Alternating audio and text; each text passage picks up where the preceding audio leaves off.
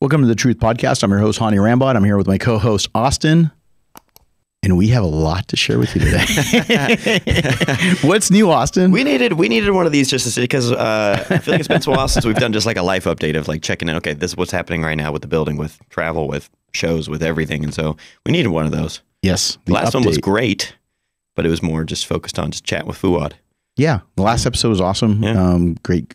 He's always a good host. It was funny because you go through the comments on YouTube and they're like, he takes over like it's his show. And I said, because he's used to it. Because he has a show. Yeah, he's used to doing that. Used to doing but we that. bounced around all over the place on that one. And it just made it super entertaining. It was fun for us to do. Yeah, it flew by. Yeah. We got to definitely get him back on here. And I told him, I go like, man, what did I say to him? I said something to him. I said, yeah, you know, your bro chat next time you need somebody. He goes, bro, there's something about bro chat that you can't be on. And I was like, what? And he said, well, have you ever listened to it? I've like in length? No, I haven't. That's why. Yeah.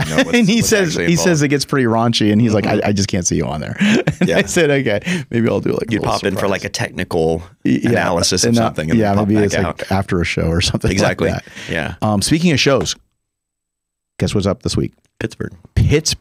What does that mean? That means that you'll see the best of the best outside the Olympia.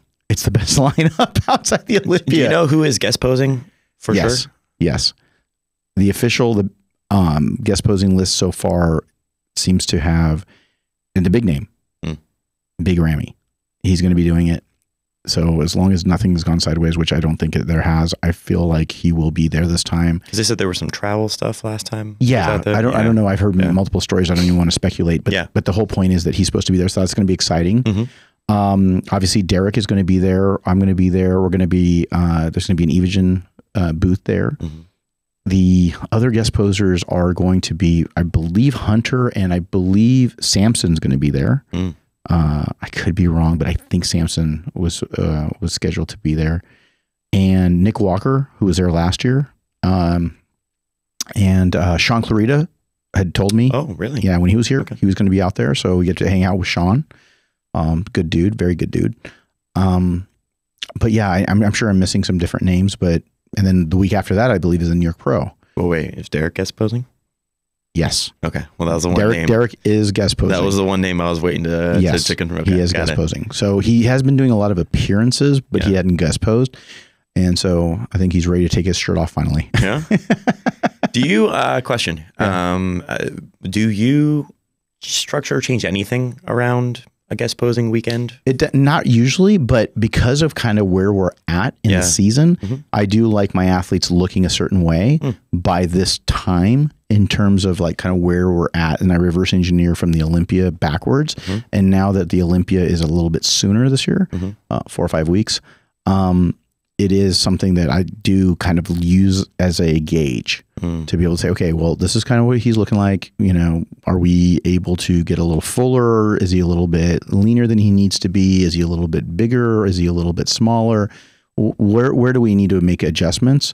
Because you get to be able to see kind of where other people are at. But really, I don't really care, because somebody could be doing a show, or somebody could be getting off of a show. Somebody can be completely, that's why like last year when Brandon Curry, everyone's like, oh, Brandon Curry looks so, I mean, dude, Brandon Curry came off of the Arnold. Yeah. It matters what you look like on that day. It's exactly. So that's why I don't get too caught up on that. Obviously it helped with the whole situation with, you know, building hype. It helped a lot. Last year was a big deal. Yeah.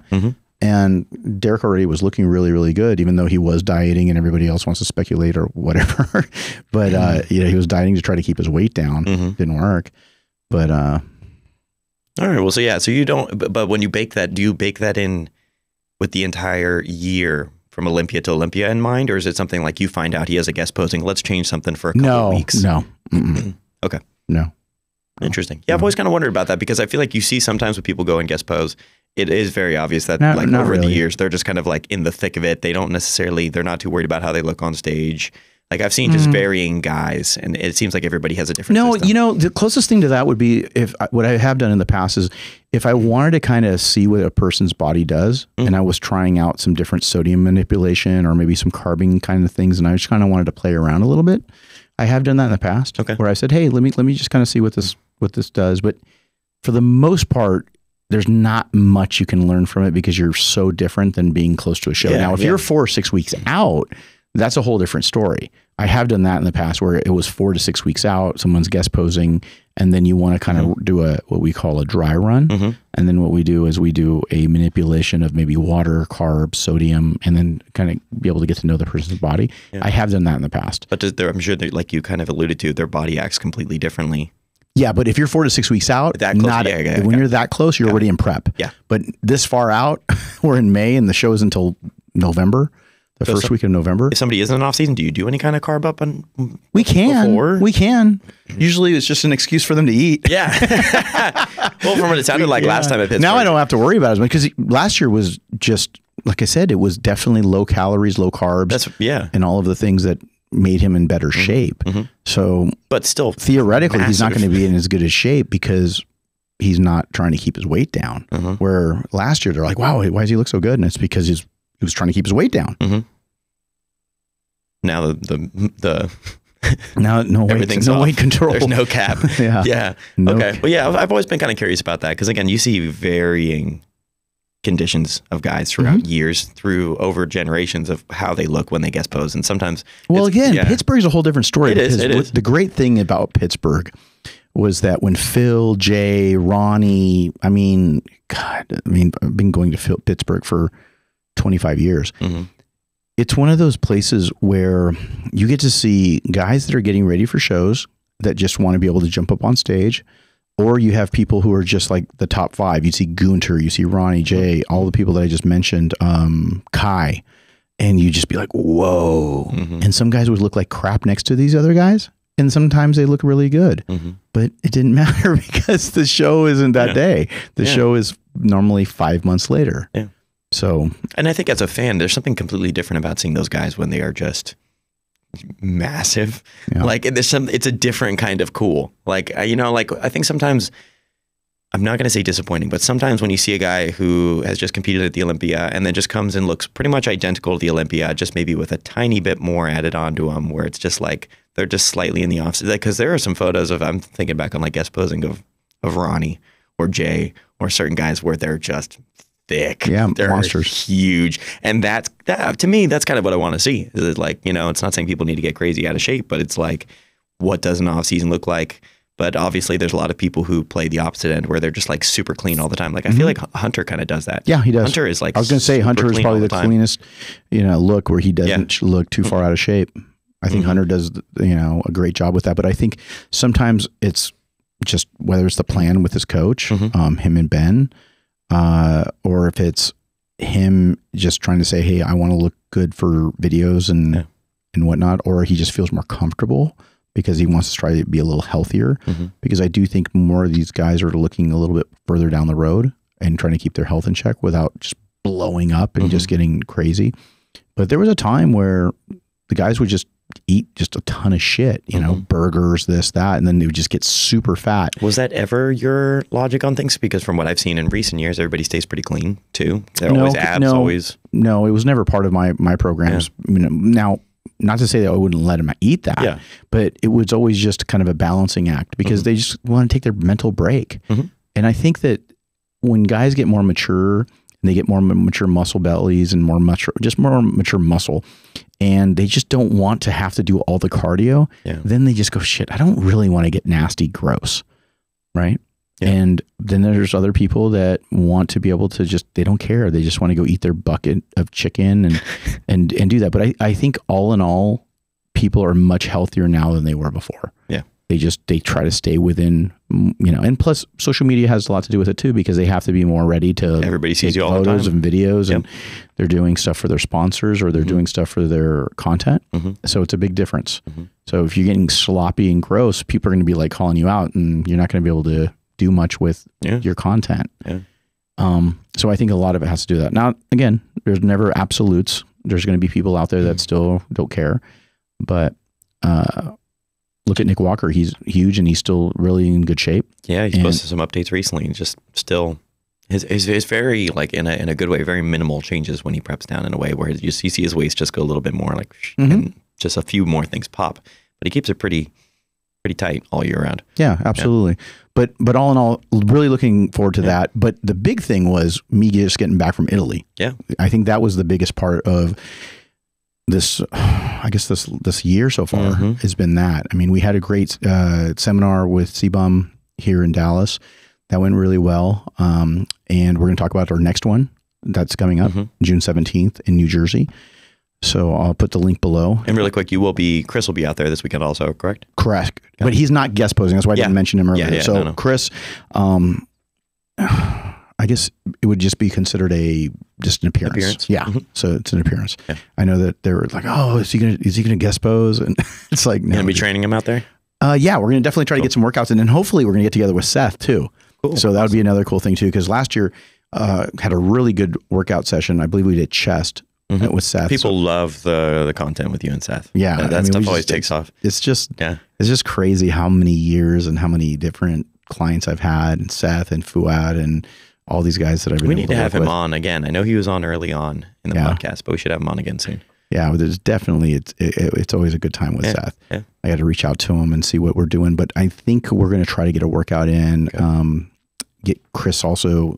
He mentioned about doing a workout with Seth, myself, him, and Seth, and then obviously Derek is going to be there, and we've got so many other people there. So we're going to try to get some collabs rolling, get that going, and the nice thing about this weekend is that it's still far enough away where the anxiety of oh my God, the dreaded diet that's coming up for the Olympia hasn't really hit anybody yet. So unless somebody's doing a show beforehand, it's still kind of like, okay, we're going to start ramping things up, getting serious with the program, your diet, your nutrition, hitting those milestones, the goals. Those are things that start to really kick in gear. Pardon the pun. Yeah. right after the Pittsburgh show. So took me a second.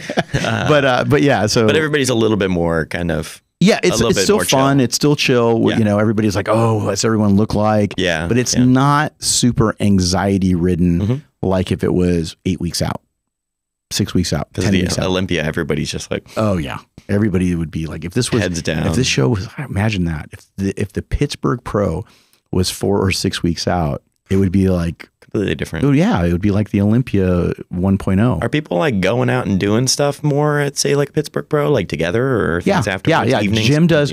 Jim has this cool dinner that he puts together for the athletes. Takes really good care of the athletes, the vendors, everybody. I've been going to this show for over 25 years since the late 90s, I think. And good times. It was really good times. There's so many different events, and they've moved just recently the venue to downtown Pittsburgh, and it was in a place called Soldier and Sailors before, and Dexter and everybody. But I mean, there's some stories. I'll leave a couple of them where he busted my balls pretty good one time. Yes, and this was back in I want to say it's 2000 and. I think Phil had just turned pro, so I think it was around 2006. It was either 2005 or 2006, maybe 2006, where he was really like leaning into me pretty hard and out there, and he was just talking crazy shit. Him and Curly Top was there, and I'll leave it. Maybe one of these days we'll get Dexter. Yeah, we'll get Dexter. Yeah, that'd be a good one. That would be a good one. We got to hit up Dexter. Some good stories. Yeah, but yeah, there's some good stories in there because a lot of defining moments, believe it or not. Really? Yep. And I think that it definitely lit a fire under my ass to be able to try to prove some people wrong. A lot of stuff happened in Pittsburgh, apparently. Yeah. It did. But going back on those nights, we would, and there's usually some kind of either UFC fight or some type of big boxing match that night. And I remember one of the years, I think it was either Dexter or somebody had brought their laptop, and so we could watch the game because we were at dinner after the show, and there usually this big boxing match would go on Saturday night of that show, and fire up the laptop, and everybody's like sitting around it. You got like 20 guys trying to watch on this little 15-inch laptop, 13-inch laptop screen. You're trying to watch a fight, and so log in, get on Wi-Fi, and then try to watch the pay-per-view match that somebody was downloading. Probably illegally, probably. I feel like I never thought about that actually. Whenever this is the first time I've really thought about that around Pittsburgh Pro, because I feel like I'm always around the shows. Usually Arnold, Olympia times. Tensions are usually really pretty high. Everybody's dieted down. Energy levels are low. That's when when working with and seeing everybody, that's the states I'm used to seeing them in. So I do think that actually would be very odd to see just that whole community of all of the top people, but actually in a carved up, relaxed, not worrying about a show kind of mode, it would probably be just complete 180 of personalities, I feel like. Well, and everyone's there. So what happens is you end up also, if you're going to drink, that's the weekend you're going to drink. Yep. Right? Because you're not in your prep yet. So you're going to go out and have a couple of drinks. You'll see some bodybuilders drinking a couple of beers or having a couple of whatever they drink. And it's a good time. Yeah. It's chill. And like I said, sometimes we go down to this area where there's this, like, I can't remember if it was downtown, but it was there's a street where all the bars and restaurants are at. And you see all the bodybuilders getting out of these vans or whatever, however we would get over there.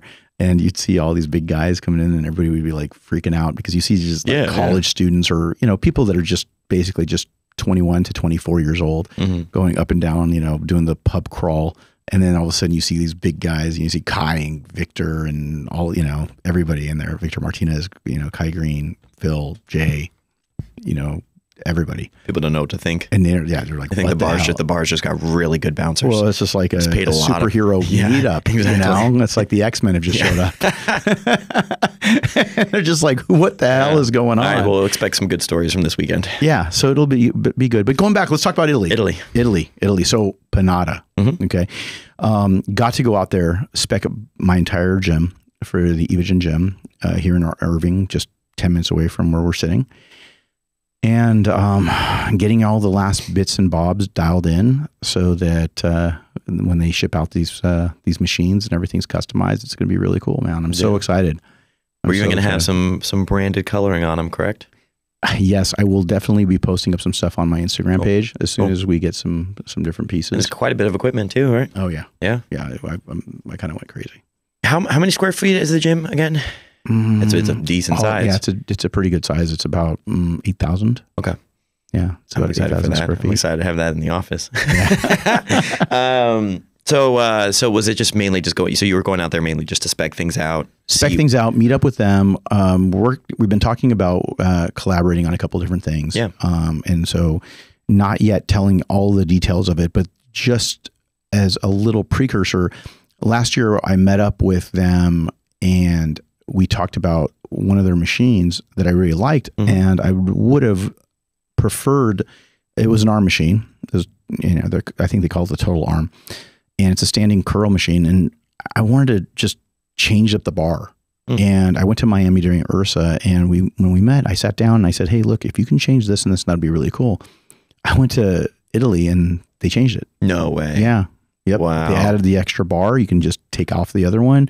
One's a cambered bar, one's a straight bar. So now you have different variations. Oh, so you can adjust them all. It's not that it was a permanent change. No, it's not a permanent change. It's now adjustable. Cool. So now you get to be able to use both grips. So you can be able to fire different portions of the bicep as you're curling. And those are the kinds of things that I've been able to talk to Rudy and his son Eduardo about, and being able to utilize some of these machines, and then being able to just constantly be able to give feedback. And so with some of these different projects that we're working on, it was just kind of a no-brainer. It was like, okay, well, as I'm speccing out the gym, it just aligns with a lot of Rudy. Just to give you a little background on Rudy Panada, he's 72 years old. Doesn't look it. He doesn't look it. He still trains heavy as F. The workout video will probably be out this week. I'll put it up either here or my Evogen channel. Don't know where we're going to, depending on where Tim and the guys, chop it up and put it. But the coolest thing about it is the fact that he's so passionate about it. I remember the first time I ever heard his name was back in 1992.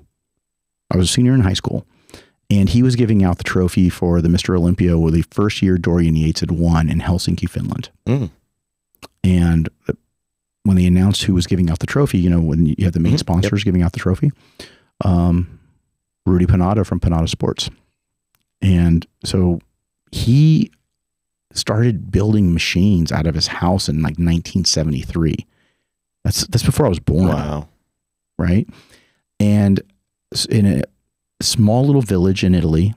And just to give you a little insight on where this village is, Apiro is 3.5 hours away from Rome. So when I flew in, I got jammed up on my way there because I ended up taking a transfer, a connection flight out of Istanbul. And the connection was super short, and the flight was running late coming out of Dallas.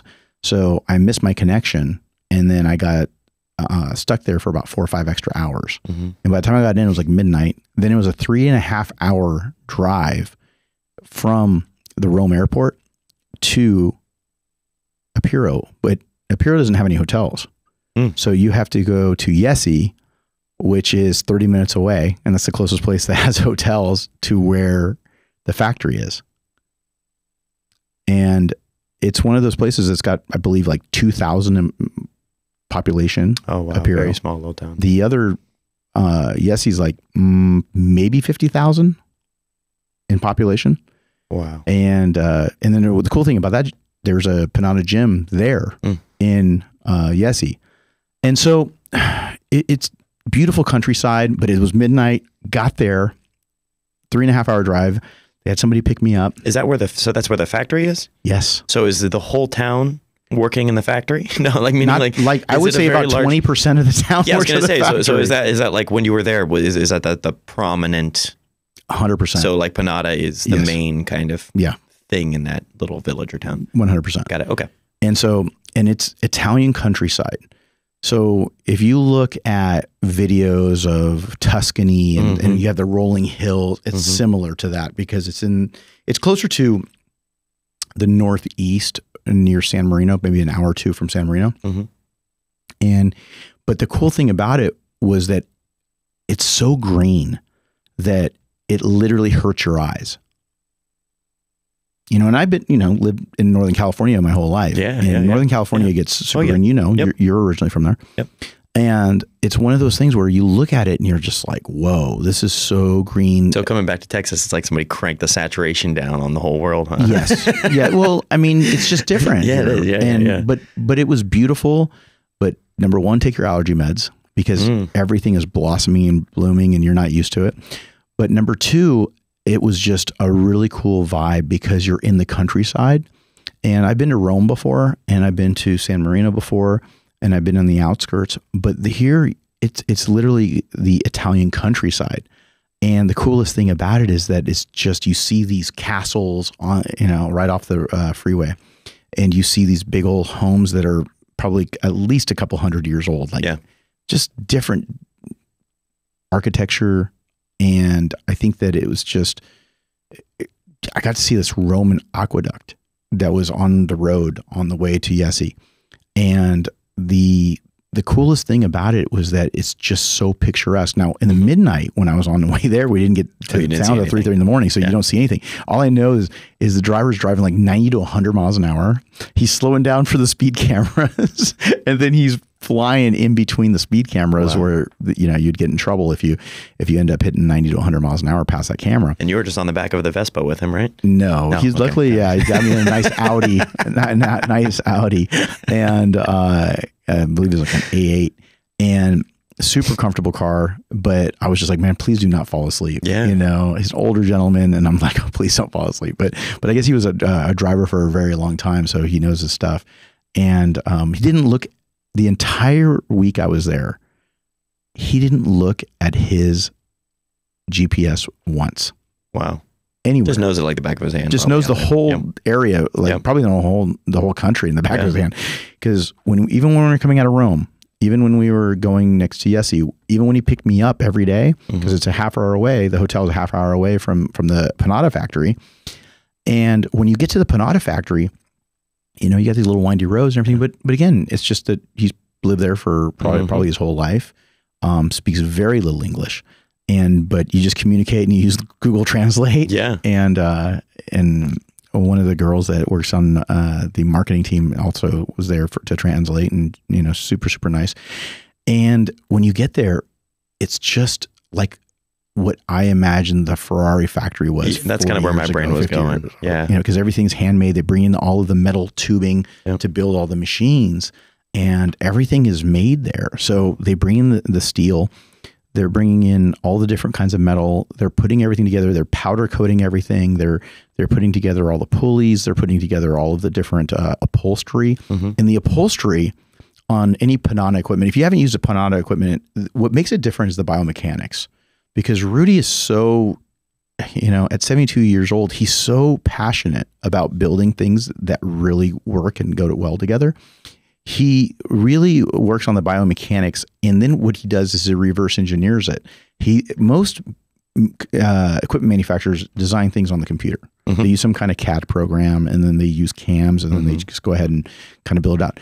He does the opposite. He builds it off of on feel and how's everything feeling, and then they turn around and they start to mass produce. Which is how it should be, in my opinion. That's to me, that's how. Because I think that everybody out there, if they haven't thought about it before, can think about the fact right now that you've gotten on a machine at one point and you're just like, this just feels weird. Yeah, I can think of a specific machine right now in my head, and it's like when you start using it, it's just like it kind of feels like it was built on a computer. Like it just moves in a straight line, doesn't conform to your body the correct way, doesn't just give you any kind of correct movement, and you're feeling it in joints, you're not feeling it in the correct muscle, whatever it is.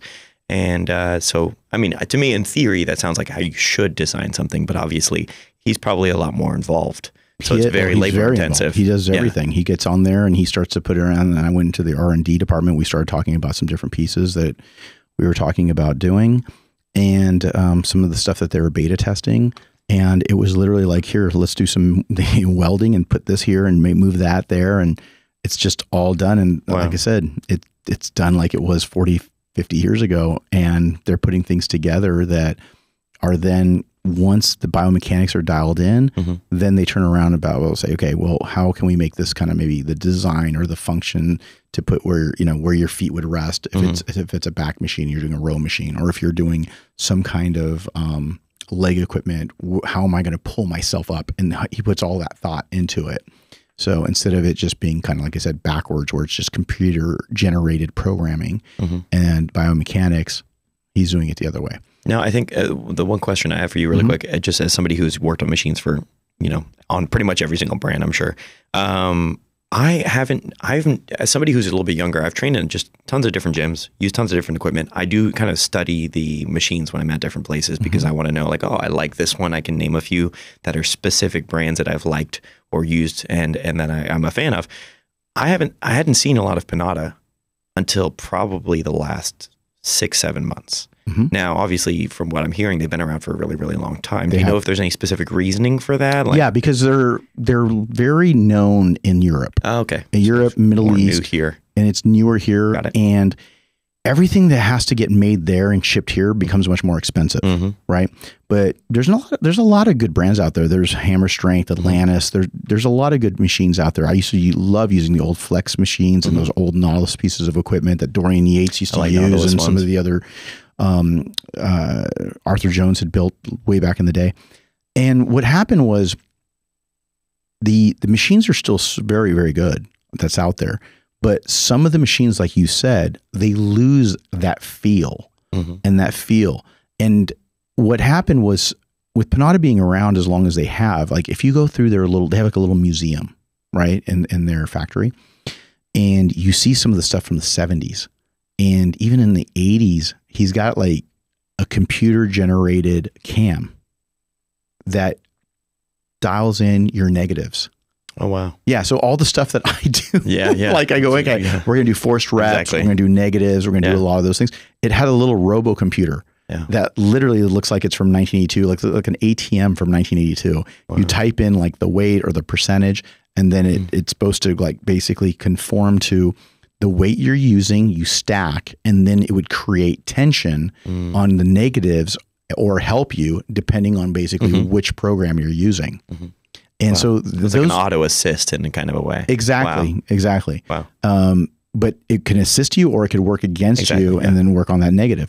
So those things, they've got those machines there that he created, but some of the chip manufacturers and Italy's kind of known for really good design, but sometimes on the technology side, I don't know whoever he was using on that. And I don't know if they ended up stopped making the chips for it, or they didn't, the programming wasn't something that was sustainable, but because a lot of that stuff is before its time. Right. Yeah. So when you sit down and you say, hey, like I can do a ton of computation, like, this phone right now, this iPhone, has more computing power than whatever NASA used to get on the moon. Yeah. Right. Yeah, 100%. So what happens is you have to sit down and think about it and say, well, look at these machines.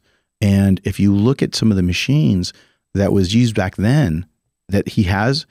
I said, where did you find this stuff? Did you guys just still have it in your inventory? He said, no, we went, and Eduardo was telling me, he's like, we found it in a gym and then we would bought it back. And then we bought it back, and then to bring it back and then to put it in. So you have stuff from the 70s, from the 80s, from the 90s, all these different eras. It's like a little museum. Yep. Yeah. It's a really cool museum. That to me, because I look at it and go, shit, I want to go use that right now. Exactly. Yeah. Because you're like a kid in a candy store out there. Yep. Pretty much. It's all of your, and that to me, all of that, hearing all that, that companies like that are all only built off of somebody who is insanely passionate about what they want to do. Because it makes no monetary sense. No. I'll be honest with you. It doesn't make monetary sense. When you're going after these types of things, I mean, it's no different than how I make products. Right? I never turned around to make Evogen as big as it is in terms of like, hey, let's go ahead and be in 75 countries. Let's go ahead and, like make over 100 SKUs. It was like, let's make a product. I need to make a product to help my athletes become the best. It's product and outcome focused, not financial focused. That's right. Yeah. And then that can become a business if you take your passion and you try to grow it. That can eventually become a business. But it was never something that I turned around and said, hey, I want to start a supplement line to start a company and be a multinational company. When you are trying to focus on a particular solution, and that solution above and beyond becomes better than any other solution that's on the market, then it's your job to market that solution, to try to then do the best you can to try to create a profitable solution so that you can sustain employees and you can, create brick and mortar, whether it's a factory or whether it's, just staff in general. But you can see how passionate he is. And so what's different about him too is that I think he had like the last 50 years of almost every single workout he's ever done, and he's got it written down. Wow. Yeah, because he lives right next door to his factory. You can literally just walk right across the driveway and you're right at the factory. Wow. And so you go past the gates, it's right there. And he's got his full Panada gym in his house downstairs. And like I said, in the video, you'll see it's all set up, and it's a lot of the beta equipment where it was the test equipment, the first version that he'll bring over, and he'll go ahead and put it in his home gym. But he writes down all of his sets, his reps, see what range he's in. So whether he's going to increase the next time he does chest or back. We ended up doing back together, and just a very inspirational guy, man. That is one of those things that you hear of people like that are in a very interesting, cool way, crazy. Yeah. That has like a bad connotation, but there are people who are just like so meticulously passionate about something that they are willing to write down every workout for the last 50 years, or they're able to track every single tiny little thing they do on a subject because they want to master that and like, I'm not even gonna lie, I've always wanted to have that sort of passion about one specific thing. I haven't found what that thing is, and I think that to me, it's like it almost like is everything, because I want to learn something about every single subject by listening to crazy amounts of podcasts or audiobooks or anything like that. But I always admire people like that so much when I hear them, like, whoa, you just have a desire because that takes a lot of perseverance and commitment to write down every single workout. For even writing down every single workout for a year, I feel like would be a massive undertaking, let alone. Like I said, he has it. He walks over, he writes down the sets, the reps, what the exercise was. It's in a full, just paper filed database that he's created. Stacks. And then he's got a little office. You walk over to the office and he's got all these magazines for however many years. And then I guess he produced his own magazine for a while. Oh, really? And those covers were all up on the wall. That's cool. It was a Italian. Was it like Panada? Like, no, was it actual, or was it different? I can't remember the name of it. It's going to be on the video, but it was almost like a muscle and fitness style. Okay. And it was a magazine that he had created, and it was in Italian, and I believe it could have been Italian or Italian and English, but it's just everything that you would do if you were just a person that was super passionate about bodybuilding. Yeah. And so he had the Panada company in terms of the equipment manufacturing, but he also had the magazine and all the people that when you walk through the office and right where his office is, you have the pictures of Arnold from the 70s. And he was at all those shows. He was good friends with Sergio. And so his son's on the Panada team as well. And it's just, a lot of those pictures are just like those personal relationships from years and years and years of just being in the industry and really just supporting the industry too. Like I said, when you're talking about, 80s and 90s, being able to sponsor the Olympia at that level and still being, I know they were at FIBO. I think it's a renaissance period for him. And I asked him, I said, hey, why don't you, some people just want to just turn around, build a company really quickly and sell it, right? But when you have that much passion. Oh, he's very obviously not that kind of person. No, because he's like, what am I going to do? Look at the money? Exactly. It's sitting in my bank? Or do I want to go to my factory? He takes his dogs, he walks through the factory, he goes over there, sees other things that he wants to work on to perfect. And like I said, when you look at the biomechanics of the machines, you look at the upholstery of the machines, it looks like you're speccing out a Lamborghini. Yeah. Right? Yeah. It's like you're at the Ferrari factory and you're like, okay, I want red stitching. I want black leather. I want red heated stitching. Seats. Heated seats. I mean, I wouldn't go that far because it's still a purist, but cooled seats. Cooled seats on a leg press. If he thought it could really make you perform better, I guarantee you he'd add it to it. If we can try to do that. But yeah, I mean, like the stitching, the piping, and you know me, I'm a car guy. Yeah. And he's a car guy too. He's got a nice little collection too. He's got a very nice collection of cars. And it's one of those things where when you look at that and you say, okay, style and functionality meet, it's all about that passion we talked about. And so got to do that, got to eat some amazing food. I was going to bring that up here. Yep. I saw one of the photos on the swipe through, you were eating sushi. Yes. He took me to sushi because he eats super clean. And also you're gluten-free. Yes. So I know that gluten-free Italy, wasn't sure how that would. They have more gluten-free items in Italy than they have here in the U.S. And they're probably bomb. Way better. Probably bomb. Way better. So here's one thing, guys. If you've been anywhere else in the world, you know what I'm talking about. The meat tastes different, right? So I don't care if it's beef, if it's chicken, if it's fruit, anything. It just, in general, food tastes much better. Here, and this is my thought process, food here in the States is so mass produced. It's picked when it's still not ripe. It's because longevity, they have to get it from, there it's farm to table, right? Here has to go through a trucking supply company. It gets picked, it gets thrown on there. It's got to live for X number of days. And genetically modified. It's got genetically modified. There's tons of wax on it. The pesticides they use. I mean, I read a report that there's enough pesticide in some of this fruit that you could literally squeeze and pulverize the fruit and reuse it in a field for the pesticides that's inside of the fruit, which wouldn't surprise me, right? So, but the food there tastes just spectacular. And I got gluten-free pasta. They made me a couple different versions with different types of sauce.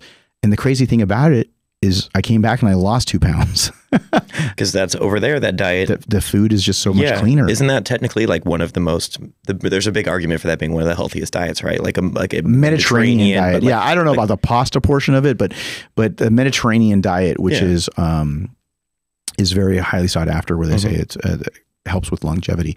But in general, the fish, the chicken, the steak, all of those things, they taste completely different. I mean, even when I'm in the Middle East, it tastes much more like it's just much more savory. Oh, when I was in Australia, I found myself after just like in the evenings, I would just run to the store and I would just grab crazy amounts of fruit because it was just candy. The strawberries are just like any fruit. I'm going to ask Ramy about it, by the way. It was so much better. Why? Because he's going to be there next week. Oh, yeah. And he was he's signed with Panada. Yeah, he was out there. And he was out there in Italy.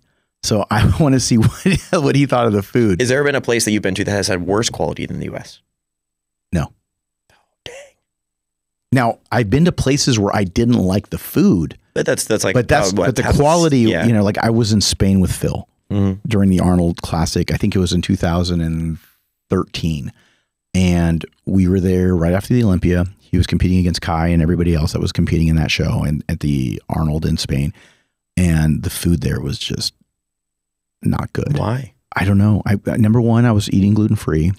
And they didn't have gluten-free options in Spain. And so I had to be like, hey, give me rice, give me chicken. It just wasn't... I don't know. I just didn't have the right restaurant. I don't know. I mean, Spain is typing right now in the comments. It was bad. I think we were in Madrid, and that was the weekend. Did you ever hear about the story about when I got back from Spain about In-N-Out Burger? No, I don't think so. Yeah, I'll give you a quick one. So I got back, and because the whole week I didn't really get to eat, it was just horrible. I mean, literally, it was so bad that I would eat a couple of bites, and I'm like, I can't even eat this. So I got a car service had picked me up from San Francisco Airport, and I was heading back to Los Gatos, and it was like around 11 or 12 o'clock at night. And the flight that flew in from Spain, my driver said, "Hey, look, how was it?" And I said, "Oh, man, good times. My guy won. I was so happy Phil won, and we had a really good season. And but the food sucked." And he's like, "Oh man, are you hungry?" And I'm like, I had used this driver before, and he was a really nice guy, and he had a car service company. And he said, we can stop somewhere. I said, "No, it's late, And he's like, "No, I'll just take you to the drive-through. Do you want, there's an In-N-Out Burger, and we're in Redwood City, right off the 101. It's open till 1. So he's like, "I'll just take you to the In-N-Out." I was like, "Okay, I can eat gluten-free there. I'll just do a lettuce wrap." So what do? We pull in, and I said, "Just fuck it. I'm going to go ahead and just have a thing." And at that point, I'd been gluten-free for I don't know how many years, but when you take something out of your diet for a substantial amount of time, you become even more sensitive to it. So if you have lactose intolerance and it's mild and you haven't had any lactose in a long time, it becomes severe lactose intolerance. With gluten, it's the same thing. If you haven't had it in a long time, you become severely allergic. So I'm in the drive-through. And it's 12:45. It's getting ready to close. And he's like, "What would you like?" Because he's going to order for me in the front, and I'm sitting in the back. And I just go, "Just give me 2 double doubles." Oh, geez. I need 2 double doubles. I haven't eaten. I'm going to eat 2 double doubles. And he's like, "Okay." And so he orders for me. And if you ever watch those videos when I used to eat, back when Jay and Phil and we did the FSC7 videos and whatnot. There's tons of videos of you guys at. Yeah, we'd go In-N-Out. In-N-Out was the place to go. Yep. The only difference was with Jay was that he would always order certain things with no sauce and then no salt or something like that. So anyways, I just turn around and say, screw it. I'm going to eat. I'm going to eat. I don't give a shit what's going to happen. It can't be that bad. I haven't eaten. I haven't had. Famous last words. It was really bad. I ate. Got to the house 20, 30 minutes later. I just remember my wife was asleep. And I turned around and I just opened up the bag, and I'm just like, "Okay, man, dude, I can't wait." And I haven't had real bread in years. And I'm just like, see what happens. I don't care if I have an upset stomach for a while. Tough shit. It'll be worth it. It's poor choice of words. Yeah. So I eat, and then literally within 15 minutes, I'm just like, couldn't keep my food down. I started feeling really bloated, and then all of a sudden, I started vomiting. Wow, it's crazy how much that's just from gluten. Yeah. Wow. Not only did I start vomiting, I couldn't stop vomiting. I started vomiting around 1:30 in the morning, and I didn't stop vomiting till I think 5. My wife was like, I woke her up and I was in the other bathroom, and she could hear me, and she's like, "Are you okay? You sound deathly ill." And I said, "No, I am not good." And I mean, because by then, when you keep vomiting, as anybody knows who's had the situation, got nothing left. There's nothing there. So you're just dry heaving at that point, and your body is just rejecting it. And at that point, I've never had it again since then. In-N-Out? Or bread? No, I've had In-N-Out a couple of times, but I haven't had bread. And I've had In-N-Out only a couple times. And believe it or not that I've gotten that sick before, even eating with the lettuce wrap, it's really sometimes hard for my body to digest In-N-Out for whatever reason. I don't know if it's the sauce. I don't know, whatever it was. But you think it's any kind of just memory from that? No. I think it's just that there's something in there that doesn't. I feel like everybody's got that thing. No, my stomach just gets up. So my son absolutely loves In-N-Out burger. And Cameron is a burger aficionado. He's a burger connoisseur. He rates all the burger places. And he goes, Daddy, this is the best. This is the best burger. And he's like, "How come you don't ever get it?" And I said, I I could do without it. It's a very different burger than Texas. Because Texas is like 50% meat to everything else. California, thinner, quarter-pound patties, smaller. And that's is it really? Yeah. In-N-Out's got much smaller patties, much thinner patties. If you have like no, but you're saying that their In-N-Out is equal everywhere though, right? Yeah. No, but I'm saying like if you have like Whataburger here in Texas. Oh yeah. It's like mass. It's a lot of meat. Like it's very, very well, that's why we would order like 3x2s. Yeah, you get a lot of patties on it. Right. Yeah. 4x2s and all kinds of crazy stuff. I want In-N-Out now. Yeah, not me. All right. Well, we were talking. We were talking about gluten-free in Italy. And sushi. Yeah, I guess. Yeah, that's a long story. But derailed. So what ended up happening was, I don't eat, just random food. Yeah. I always go, hey, can you make this? And the Italian was like, no problem. He's got a little nonna somewhere cooking up pasta. And and it was it was awesome. And he made it for like the cook there. That's near the Panada headquarters. There's a restaurant. And I can't remember the Italian name, but I believe it's like the Bridges because it's right off of a bridge right next to a lake that's right next to the Panada headquarters. And it was awesome, man. The food was amazing. I guess the guy has a restaurant or he's starting and opening another restaurant in Brazil or somewhere. But I was trying to get the gist of the conversation. And they made some stuff with like wild boar and different kinds of things that they had been able to make for us. And it's whatever they have of the day. It's just whatever's fresh for the day is, on the menu with pasta. Because you can make pasta and then whatever sauces off of it, or if there's fish for the day or whatever it is, or some kind of meat or steak. And that influences the pasta too, because you got to change it to go with it. They can do whatever they want, but they bring in whatever's fresh and then they'll let you know and you pick from there. But it was amazing.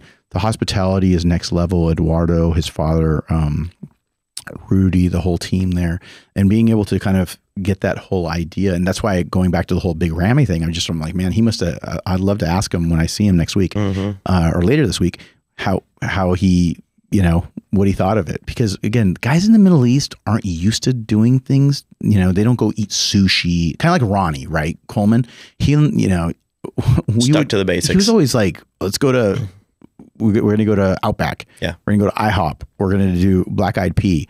It was always those same restaurants and he would just stick to them. That's why everybody knew him there because that's what he would eat. But the culture I've come up with and growing up is just trying as many different things as possible. And if you don't like it, then don't do it again, but just try it at least once if you can. But they were able to do so many different gluten-free. I was in Rome on the way back and they had gluten-free pizza that was absolutely next level. Wow. I mean, they're like, here, we have gluten-free beer. We have gluten-free. I'm like, dude, I'm like in gluten-free heaven. And no stomach issues, knock on wood. I was like, wow, this is amazing. I was, and everybody asked me the same thing you did. They're like, was there gluten-free there? I'm like, more and better. And it tasted like regular pizza from 15, however many years ago, the last time I ate regular pizza. And so that's it. It was a great time. Came back, posted up that post on Instagram with myself and Rudy training. And like I said, we're going to cut up the video and kind of show a little bit of that and walk through the factory. Yeah. Saw them bending the steel, putting things together for the frames of the machines on the leg press and some of the other pieces, the bigger pieces. Then going in and seeing the upholstery getting done, then getting powder coated in the colors, in the custom colors. All of those things, being able to walk through that, check it out, see what they're doing. They even have a kids line of equipment that came out a while back, and then it just wasn't popular when it came out, but now it's become popular because people are focusing on weights with kids now. So there's some things that are like a thing that looks like a little bumblebee and a little ladybug, and they're literally like machines. No way. Yeah. They've got they've got all kinds of stuff, cardio equipment, this equipment, and they do it all in house. So the cool thing about it is that it'll be here soon. Yeah. That's what I'm excited about. Yeah. So we'll get an update. I think I should have an update next week of exactly, or give or take a couple, because it's going to take about 3 to 4 weeks to get here. Yeah. Once they get everything packed. We're going to have to do like an MTV Cribs on the YouTube channel here and have, you just walk through and do the whole, show everybody every single machine and stuff. Yeah, that'd be really cool. Actually, not a bad idea. But yeah, so that Panada, man, it was a great factory tour. It was going out there is no joke because it's so far away and all the logistics of getting there. But it was all worth it. It was all worth it. And now getting ready for this Pittsburgh show, And the next thing after that is going to be the seminar with CBOM. Yeah. The June 17th, we announced the second seminar that Built From Within that we're doing. So that's going to be really nice because that is going to be another instance of me being able to kind of hone in my skills of being able to try to get together with a bunch of fans that some of them are different levels. Yeah. Some of them are newer into the bodybuilding and fitness journey. And then you have ones that have been around for a while that are more just kind of more of the bodybuilding fans. Mm-hmm. And so we get these diverse questions. We've had, you were there at the last one, and we got a lot of really, really good feedback from it. And because you don't know what to expect. You don't know, is this going to be more just guys that want to talk about competition or is it more mindset? And no, there's a wide range. It was a very wide range. Yeah. And the cool thing about it is that we get to do it all over again. Very cool. Yeah, it's going to be really fun. It's a full year. Yeah. Just keeps getting crazier and crazier every single year. Yes. And I'm going to try to throw in some fun. I'm going to try to actually throw in some track days coming up too. No, I was going to say, I was like, I'm not sure what was kind of defining your definition. Yeah. Before it gets too hot here in Texas, we want to be able to do some track days. So I know Michael from Gasp that we talked about on the last podcast with Fuad, definitely going to try to get out, do some shooting and do some driving. And not just with him, but just out in general, try to balance it out because we've been going go. Yeah, I got to enjoy some of it. Now with the new, we're in the building, everything's getting loaded up. We're in terms of all the office equipment, furniture, all of those things. Yeah. It's a big building. That's a lot of stuff. There's a lot in there. It's a lot in there. There's a lot of stuff that's still getting shipped in too. Yeah, so it's been really good. It's been really good. But otherwise, I think that I don't know. I'm pretty excited about it. You got anything else to toss in the update? No, I think that, the other thing is just, spoke to Hany. He's now back to training really 100%, what I consider 100%. He's really pushing himself hard. Can't wait to get together with him again. He has, there's supposed to be tentatively, there's an event going on in Iran, which is pretty cool. We're going to be getting some more information about it. Cool. Out there. That I'm hoping that I literally in the next couple of days we'll get the information on that he's going to try to make it out to, which was going to be really cool to be able to see the fans as him being Mr. Olympia, being out there, to get to see not only his fans, but they get to see him and then they get to be able to all congregate to this event. It's supposed to be a fitness festival going on there. Very cool. So I'm looking forward to hearing about that and seeing him out there with his brethren. And all the just being able to get together with some of the fans, because I'll be honest with you, it's just they're still in awe of the fact that he won the show and being able to stand out at Iran. But and then obviously getting to spend some time with Derek, and then Derek's going to have the following week coming out here, so that we can start kick off the season. Yeah, and we'll see kind of where he's at when he gets to guest pose, and we'll kind of see where everyone looks at, and just be able to assess where we need to be from here and how we can make adjustments. But so far, everything's going really well with the previous check-ins. Same thing with Chris.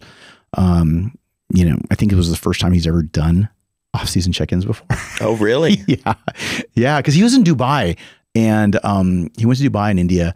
And before that, we were talking because he was here for the event that we did here. Yeah, and we did, not only they got to see him, but he also sent some like a check-in, and he's like, I don't usually do check-ins in the off season. And I was like, well, you do now. You do now. Exactly. Yeah.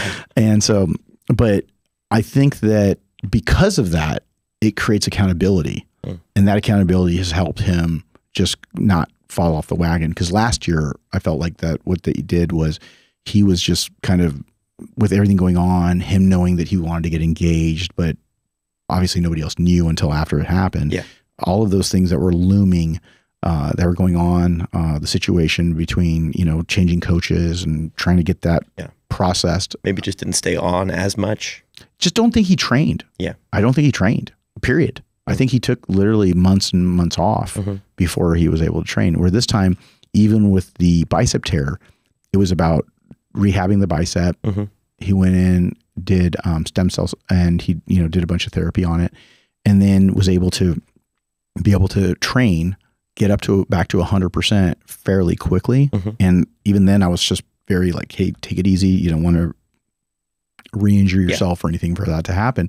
But getting all the guys dialed in so that they're in striking distance to start the prep is really what it's all about at this point.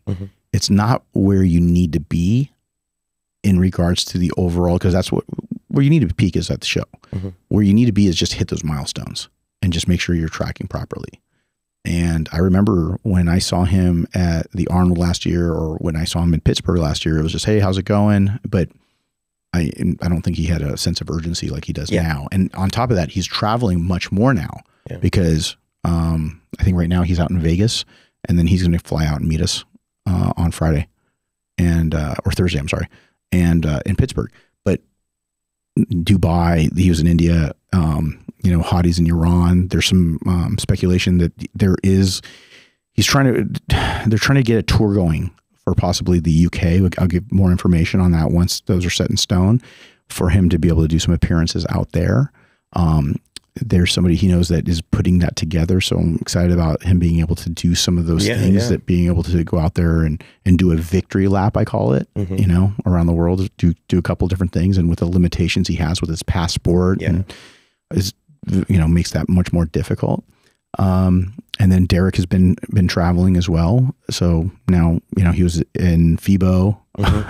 He had a couple of situations that happened over there where his videographer lost his backpack.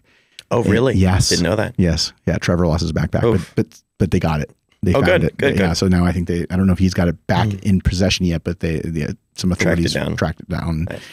Yeah, made sure there was no secrets in the yeah, exactly. But yeah, so progress photos. So it's been good, man. But this is what the update's all been about. Yeah. Is there anything else? Not that I can think of. Yeah.